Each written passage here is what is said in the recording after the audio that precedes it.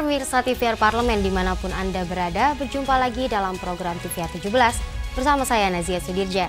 Tepat pukul 17 waktu Indonesia Barat, kami hadirkan kepada Anda sejumlah informasi paling baru dan menarik seputar kinerja dan kegiatan DPR RI yang telah disajikan oleh redaksi TVR Parlemen. Pemirsa TVR Parlemen, inilah TVR 17 edisi Jumat 13 Januari 2023.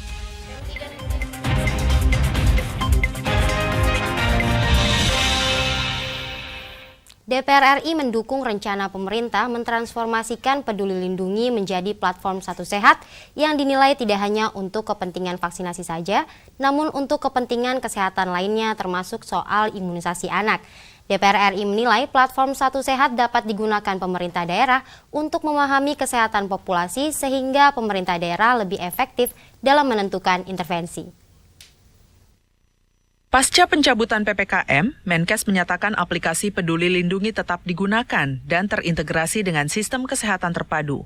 Anggota Komisi 9 DPR RI mendukung kebijakan pemerintah yang tetap mempertahankan aplikasi Peduli Lindungi dan mengintegrasikan dalam program Satu Sehat.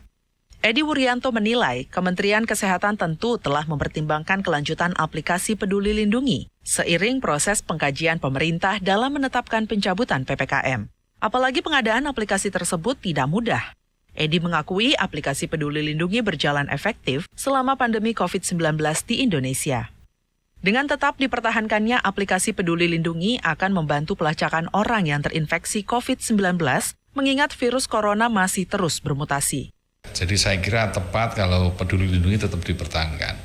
Jadi kalau ada sesuatu kita masih punya sistem di dalam penanganan COVID secara lebih baik. Jadi kalau melonggarkan protokol kesehatan PPKM dicabut itu sesungguhnya adalah bagian dari upaya kita turunkan nanti efeknya seperti apa. Saya kira pemerintah nanti kalau pada evaluasinya kok ada peningkatan COVID lalu ada varian baru, ya pasti akan kembali kepada protokol kan.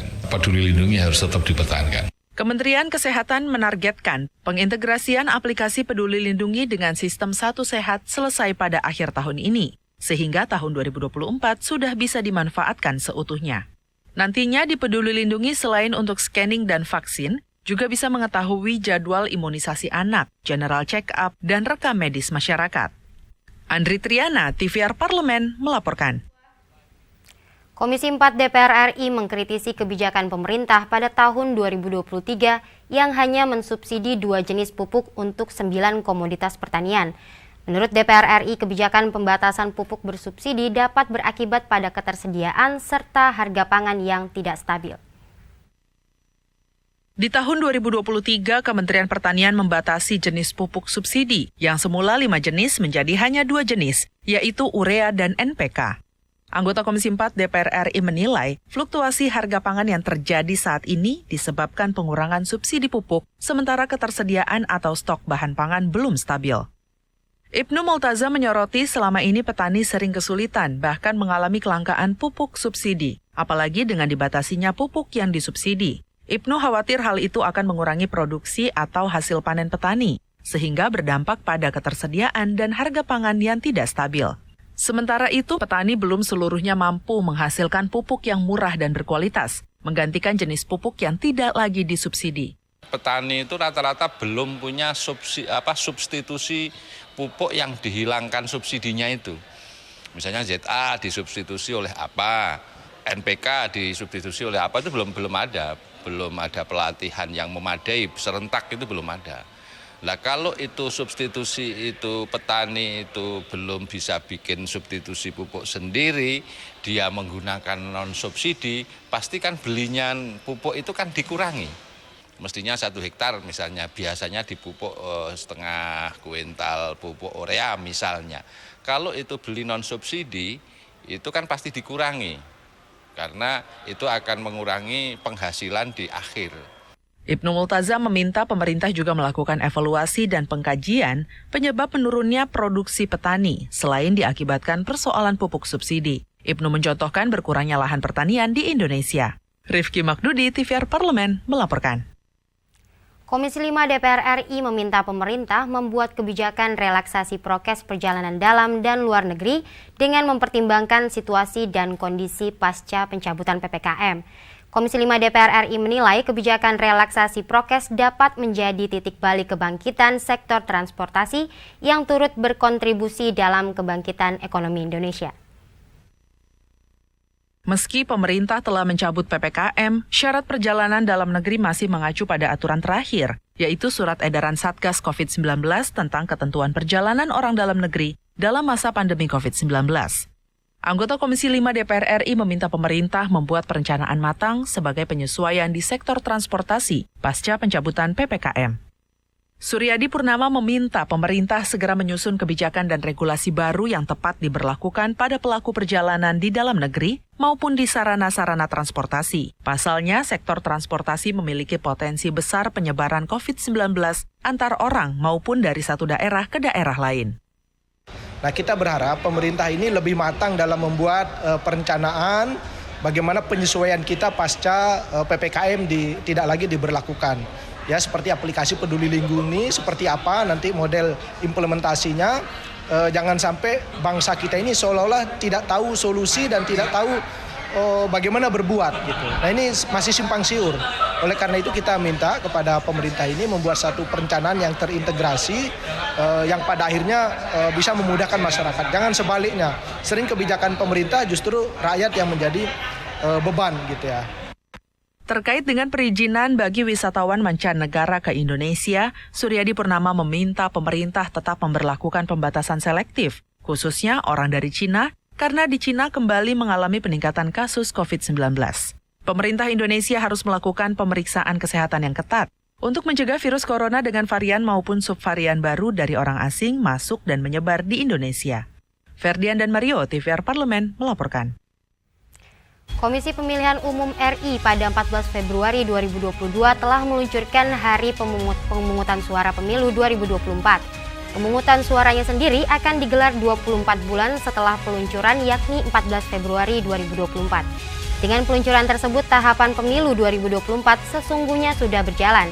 Seperti apa dan sudah sampai sejauh mana persiapan penyelenggaraan pemilu 2024? Kita akan simak informasi selengkapnya setelah jeda berikut ini. Untuk itu tetaplah di TVR 17.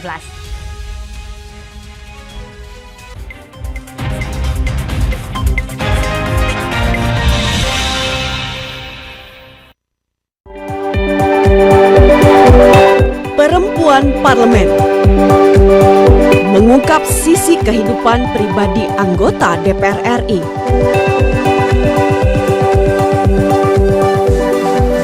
Dan partisipasi perempuan dalam politik dan publik. Dan usaha mewujudkan aspirasi masyarakat di setiap sidang sebagai wakil rakyat.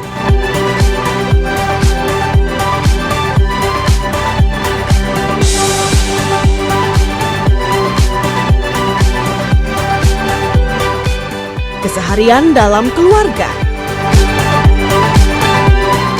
Jangan lewatkan Perempuan Parlemen. Hanya di TVR Parlemen.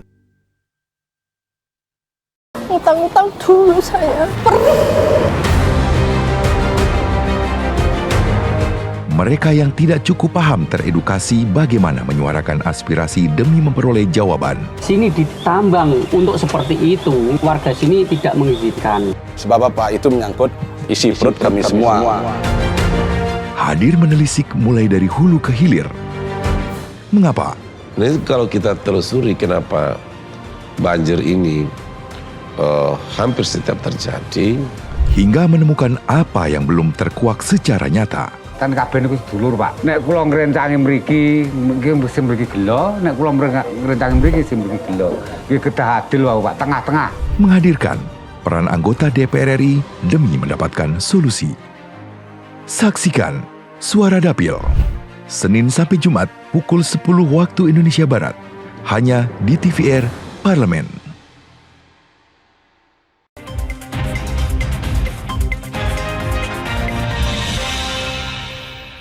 Baik pemirsa, kembali di TVR 17. Tahapan dan jadwal penyelenggaraan pemilihan umum 2024 telah disepakati melalui Peraturan Komisi Pemilihan Umum atau PKPU nomor 3 tahun 2022. Sesuai dengan amanat Peraturan Komisi Pemilihan Umum nomor 3 tahun 2022 pasal 2, pemilu dilaksanakan secara efektif dan efisien dengan memperhatikan asas yang bersifat langsung, umum, bebas rahasia, jujur, dan adil. DPR RI menekankan mengenai akurasi dan pemutakhiran data pemilih pada pemilu 2024 untuk dilakukan secara akuntabel. Pemerintah bersama penyelenggara pemilu harus memastikan kemudahan masyarakat untuk dapat mengakses data pemilih agar dapat menggunakan hak pilihnya. Sementara itu, pimpinan DPR RI menyoroti usulan perubahan sistem pemilu yang akan digunakan dalam penyelenggaraan pemilu 2024, yaitu dari sistem proporsional terbuka kembali menjadi sistem proporsional tertutup. Usulan tersebut saat ini tengah diajukan oleh sejumlah pihak ke Mahkamah Konstitusi. Untuk mengetahui informasi selengkapnya, mari kita simak laporan mendalam yang telah dihimpun oleh tim redaksi TVR Parlemen dalam segmen editorial Parlemen berikut ini.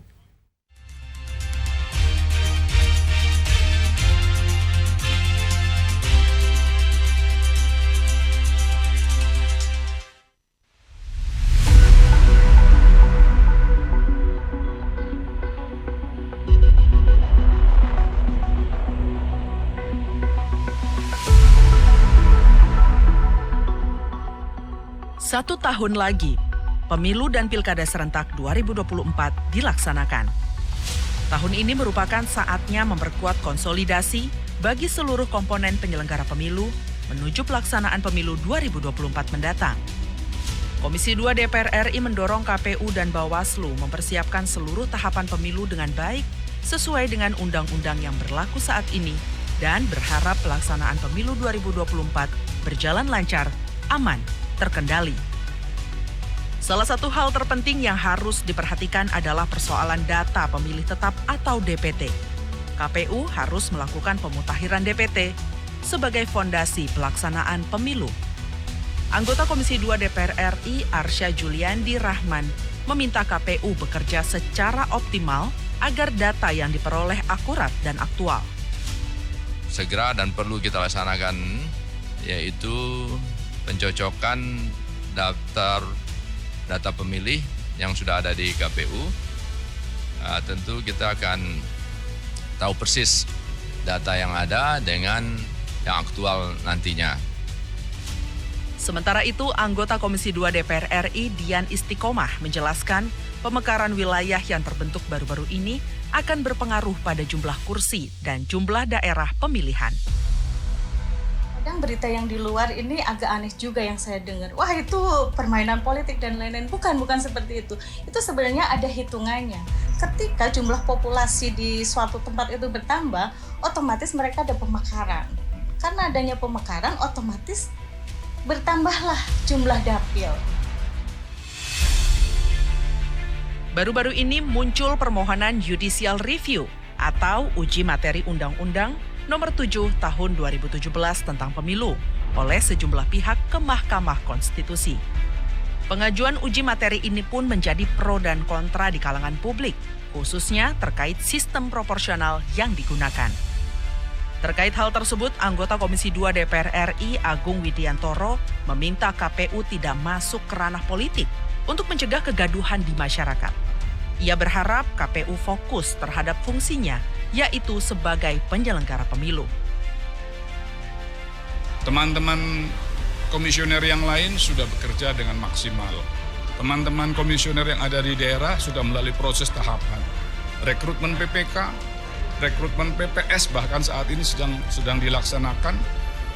Ini pun juga sudah melalui proses tahapan dan kesepakatan sebagaimana ditetapkan pemerintah bersama-sama dengan DPR dalam hal ini Komisi 2. Sementara itu, Wakil Ketua Komisi 2 DPR RI Syamsur Rizal menyampaikan pandangannya terkait sistem proporsional tertutup yang dikhawatirkan bisa menurunkan minat masyarakat terhadap politik. Mau menyeberang masuk ke partai politik. Kenapa? Di dalam proporsional tertutup itu diberlakukan penetapan calon anggota DPR RI, calon anggota partai lainnya, itu tergantung pada partai. Nah, kalau nomor urut kecil mereka tidak akan peroleh, mana mungkin mereka mau masuk ke partai, karena semata-mata orang-orang di partai itu saja yang akan duduk di nomor urut itu. Nah, Dalam kesimpulan rapat kerja Komisi 2 DPR RI bersama Kemendagri, KPU, Bawaslu, dan DKPP baru-baru ini, Komisi 2 DPR RI mendorong seluruh pihak untuk tetap melaksanakan pemilu dan pilkada serentak 2024 berdasarkan sistem yang diatur dalam Undang-Undang Nomor 7 Tahun 2017 sebelum adanya keputusan Mahkamah Konstitusi terkait uji materi undang-undang tersebut. Sesuai dengan undang-undang, KPU adalah lembaga pelaksana dalam menjalankan teknis penyelenggaraan pemilu. Atas dasar tersebut, Komisi 2 DPR RI mengingatkan KPU untuk melaksanakan tugas dan fungsinya secara sungguh-sungguh dalam setiap tahapan pemilu. Komisi 2 DPR RI juga menekankan kembali agar KPU, Bawaslu, dan DKPP menjadi penyelenggara pemilu yang berintegritas, independen, dan profesional untuk suksesnya pemilu dan pilkada serentak tahun 2024. Tim redaksi TVR Parlemen melaporkan.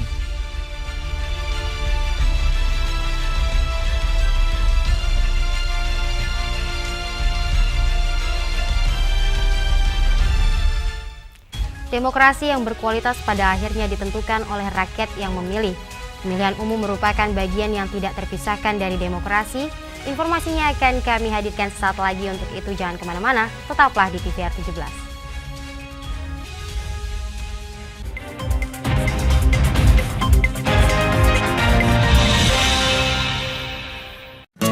Indonesia siap memasuki tatanan hidup baru di tengah pandemi corona. Apa kita sudah paham persiapan dan protokol kesehatan yang harus dilakukan di lingkungan kerja? Pastikan kondisi tubuh sehat saat berangkat ke kantor. Gunakan masker. Membawa perlengkapan makan sendiri. Sediakan hand sanitizer dan selalu mencuci tangan. Saat akan melakukan ibadah, ingatlah untuk saling menjaga jarak aman dan membawa perlengkapan ibadah sendiri. Karena tempat ibadah sudah tidak menyediakan alat ibadah untuk mengurangi penyebaran virus corona. Semoga kita semua mampu memutus mata rantai penyebaran COVID-19 dan roda perekonomian pun tetap berputar.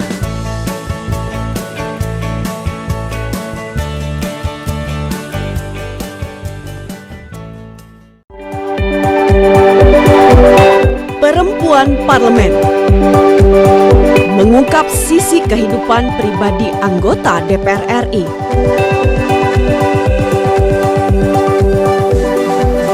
Dan partisipasi perempuan dalam politik dan publik. Dan usaha mewujudkan aspirasi masyarakat di setiap sidang sebagai wakil rakyat.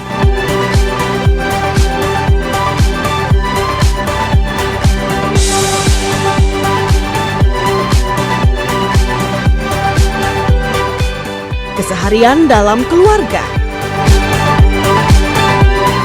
Jangan lewatkan Perempuan Parlemen.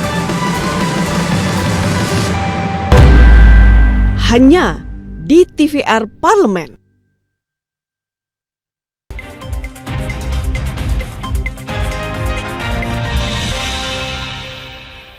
Baik pemirsa, kembali di TVR 17.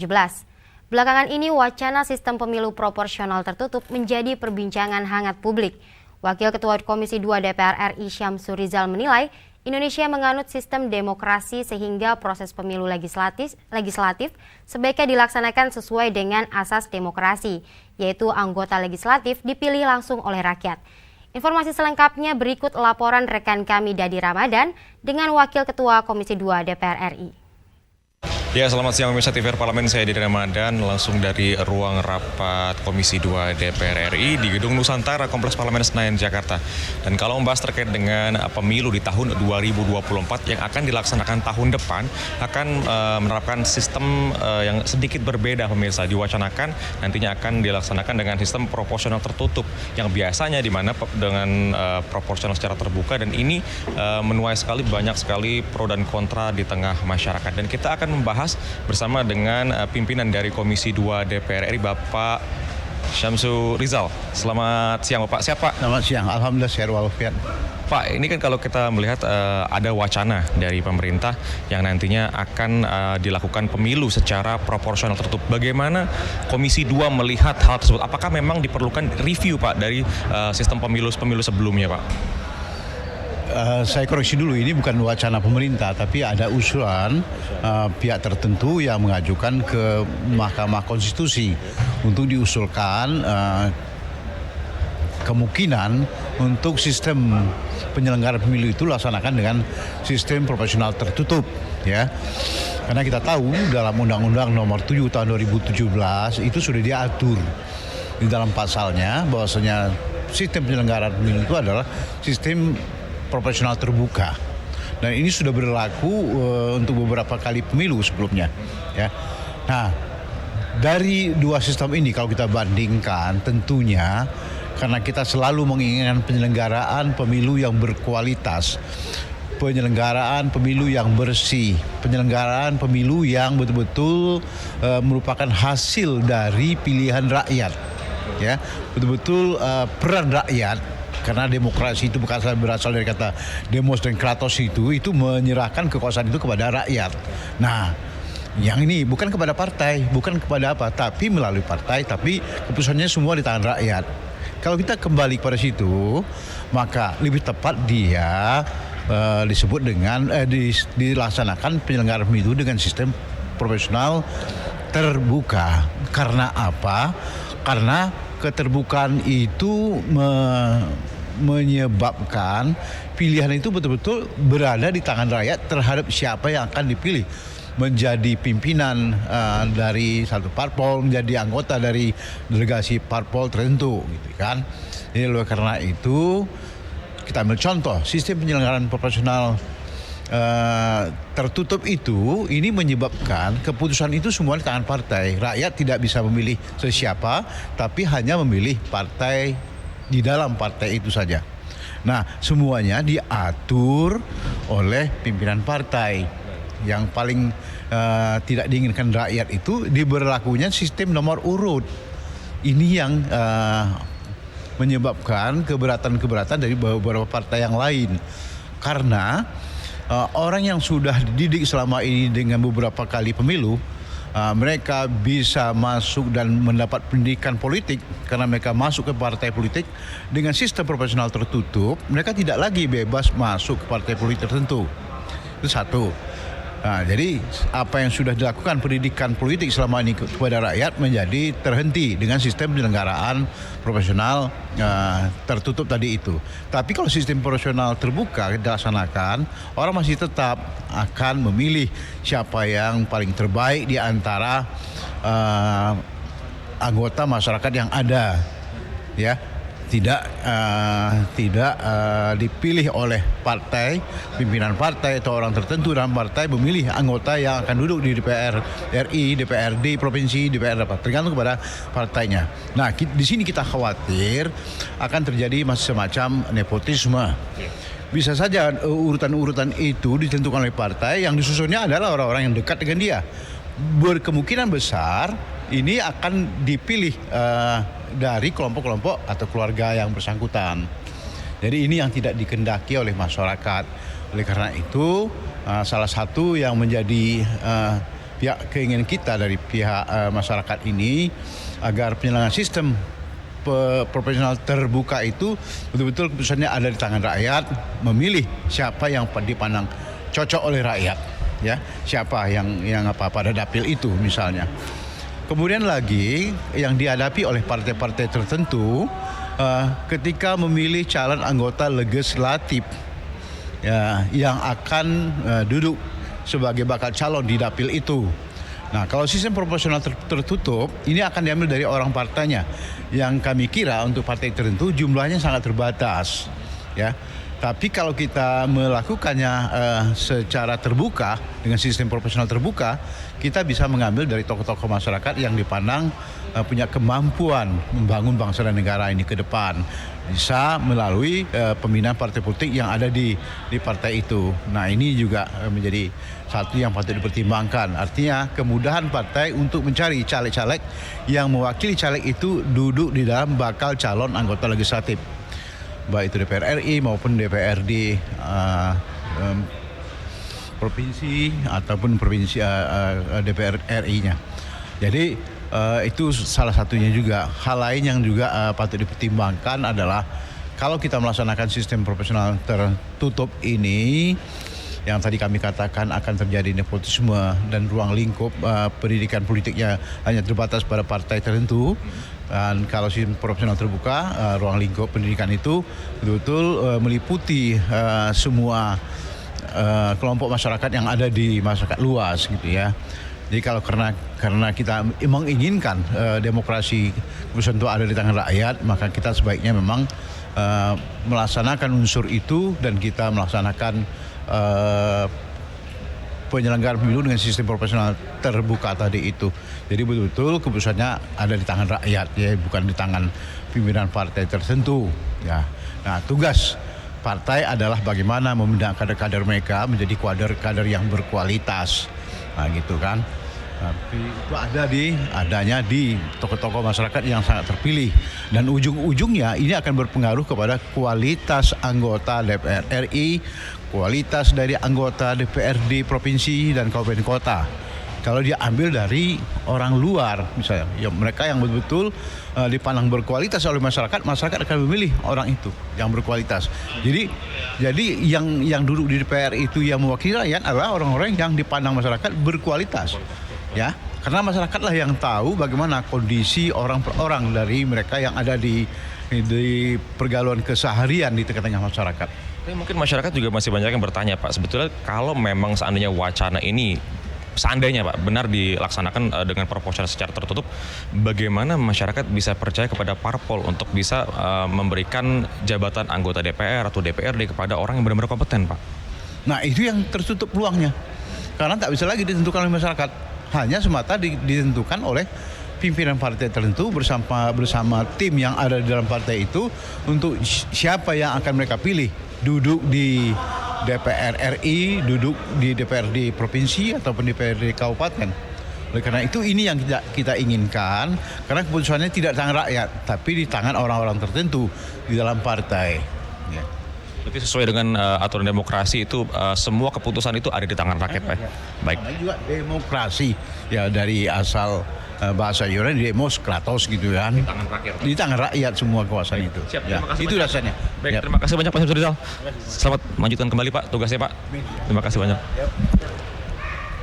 Ya, pemirsa, tadi sudah kita bahas bersama dengan pimpinan dari Komisi 2 terkait dengan rencana atau wacana adanya isu terkait dengan pemilu proporsional secara tertutup yang diwacanakan oleh segelintir orang yang ingin mengajukan judicial review kepada Mahkamah Konstitusi. Dan kita nanti akan menantikan bagaimana pemilu 2024 akan berlangsung dan kita sama-sama nantikan. Saya Didi Ramadan melaporkan kembali ke TV Parlemen.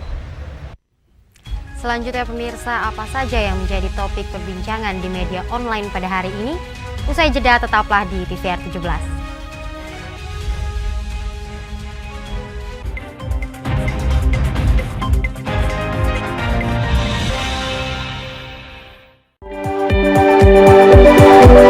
Perempuan Parlemen mengungkap sisi kehidupan pribadi anggota DPR RI.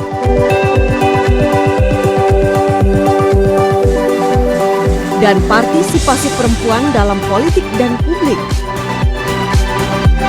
Dan usaha mewujudkan aspirasi masyarakat di setiap sidang sebagai wakil rakyat.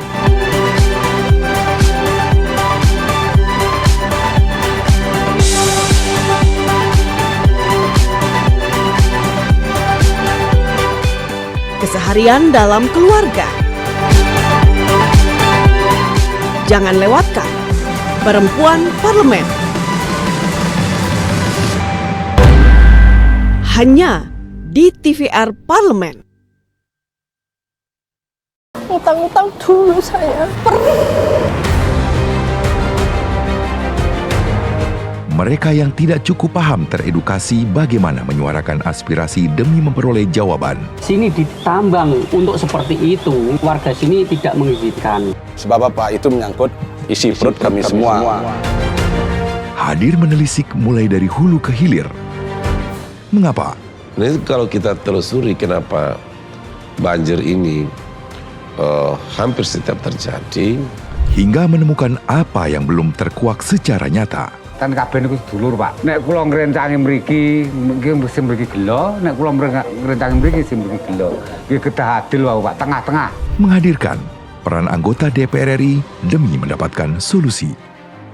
Saksikan Suara Dapil, Senin sampai Jumat pukul 10 waktu Indonesia Barat, hanya di TVR Parlemen.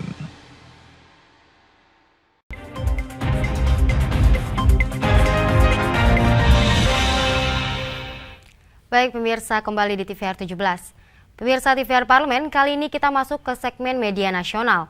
Mari kita simak isu apa saja yang menjadi sorotan media serta tanggapan dari sejumlah anggota Dewan. Bersama rekan kami, Vincent Aldi.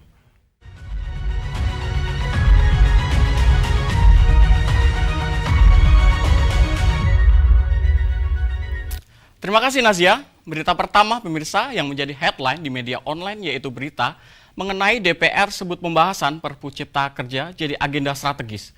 Perpu Cipta Kerja sendiri menjadi salah satu agenda penting dan strategis untuk diselesaikan DPR di masa sidang ketiga tahun sidang 2022-2023. Dan dalam rapat paripurna DPR RI di Senayan Selasa 10 Januari lalu, Wakil Ketua DPR RI yaitu Rahmat Gobel mengatakan bahwa dalam mengawali tahun baru ini, sejumlah agenda penting dan strategis telah menanti untuk diselesaikan sesuai fungsi konstitusional DPR RI. Dan pemerintah telah menetapkan Perpu tentang Ciptaker. Presiden Jokowi sendiri sebelumnya Presiden Jokowi sebelumnya mengeluarkan Perpu Cipta Kerja di akhir tahun lalu. Dan sesuai ketentuan Undang-Undang 1945, Perpu harus mendapat persetujuan dari DPR RI dalam persidangan berikutnya. Dan jika tidak mendapat persetujuan, maka peraturan pemerintah itu harus dicabut. Dan pemerintah telah menilai bahwa Perpu tersebut sebagai pelaksanaan atas putusan MK nomor 91 PUU ke-18 2020 dan yang mengamanatkan agar dilakukan perbaikan melalui penggantian terhadap Undang-Undang nomor 11 tahun 2020 tentang Cipta Kerja. Dan sesuai fungsi konstitusionalnya, DPR akan menilai pemenuhan parameter sebagai kegentingan memaksa yang membeberkan kewenangan kepada Presiden untuk menerbitkan Perpu. Dan DPR akan menilai substansi yang membeberkan landasan hukum bagi pemerintah dan lembaga terkait untuk mengambil kebijakan dan langkah-langkah berbagai aspek pengaturan berkaitan dengan Cipta Kerja. Dan DPR dalam hal ini telah menjalankan fungsi legislasi, akan berpedoman pada landasan konstitusi, sosiologis, dan mengutamakan kepentingan bangsa serta negara. Penerbitan Perpu Ciptaker juga direspon oleh Wakil Ketua 9 DPR RI, Immanuel Melkiades Lakalena. Komisi 9 ingin mengetahui apa alasan dari pemerintah atas diterbitkannya Perpu Ciptaker. Sementara itu, Charles Honoris selaku Wakil Ketua 9 DPR RI berpendapat bahwa DPR hanya mempunyai hak menentukan sikap terkait keberadaan Perpu Ciptaker, menolak atau menerima. Dan Rabu 11 Januari 2023, Menteri Ketenagakerjaan Ida Fauziah rapat kerja bersama Komisi 9 DPR RI membahas peraturan pemerintah pengganti Undang-Undang atau Perpu nomor 2 tahun 2022 dan tentang Cipta Kerja bidang ketenagakerjaan di gedung DPR MPR di Jakarta. Dan dalam rapat tersebut pemirsa, Ida telah menjelaskan sejumlah poin-poin yang dibahas dengan para anggota Dewan, termasuk klaster ketenagakerjaan. Komisi 9 DPR RI juga telah meminta pemerintah, khususnya Kementerian Ketenagakerjaan, untuk terus menjalin komunikasi yang intensif dan mendiskusikan ketenagakerjaan, khususnya poin tentang upah dan outsourcing. Dan poin yang di-highlight dalam dalam rapat tersebut, yaitu DPR berharap adanya proses penetapan peraturan pemerintah memperluas dialog dan berdiskusi tentang konteks yang diatur dalam PP tentang pengupahan dan outsourcing. Dan berikut selanjutnya pemirsa yang menjadi headline di media online yaitu anggota Komisi 5 DPR RI Suryadi Jayapurnama yang menyayangkan langkah pemerintah yang kembali mengucurkan penyertaan modal negara atau PMN senilai 3,2 triliun kepada PT KAI. Dan diketahui pemirsa, PMN tersebut ditunjukkan untuk menambal pembengkakan biaya proyek kereta cepat Jakarta-Bandung. Dan Suryadi juga menegaskan pemberian penyertaan modal negara atau PMN tersebut merupakan bukti pemerintah ingkar janji. Dan pasalnya pemirsa, pemerintah telah berjanji tidak akan menggunakan APBN dalam proyek KCJB. PMN ini bukan kali pertama dikucurkan pemerintah. Sebelumnya pemirsa, pemerintah juga telah menggelontorkan PMN sebesar 6,9 triliun kepada PT KAI melalui peraturan pemerintah nomor 119 tahun 2021 pada tanggal 27 Desember 2021. Dari PMN tahun 2021 tersebut, pemirsa, 4,1 triliun dialokasikan untuk proyek KCJB. Sedangkan sisanya untuk proyek LRT Jabodetabek. Dan di sisi lain, pemirsa, sejumlah kementerian tidak bisa 100% merealisasikan anggarannya. Menurutnya, dana-dana tersebut seharusnya dapat dinikmati langsung oleh masyarakat, namun tidak bisa terserap. Dan kemudian dialihkan untuk proyek yang belum jelas keuntungannya. Suryadi juga meminta agar PMN yang digunakan untuk menambal pembengkakan biaya atau cost overrun dalam proyek KCJB yang berasal dari hal tersebut benar-benar dihitung manfaat ekonominya bagi masyarakat.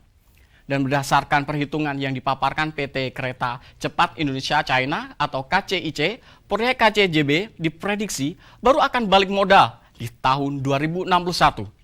Atau 38 tahun setelah dimulainya operasi KCJB pada tahun 2023. Oleh karena itu pemirsa, Suryadi meminta agar pemberian PMN tersebut benar-benar dihitung secara tepat manfaat ekonominya. Dan jangan sampai pemberian PMN malah memberikan dampak negatif yang luas dan jangan sampai mengambil hak rakyat. Kembali ke rekan.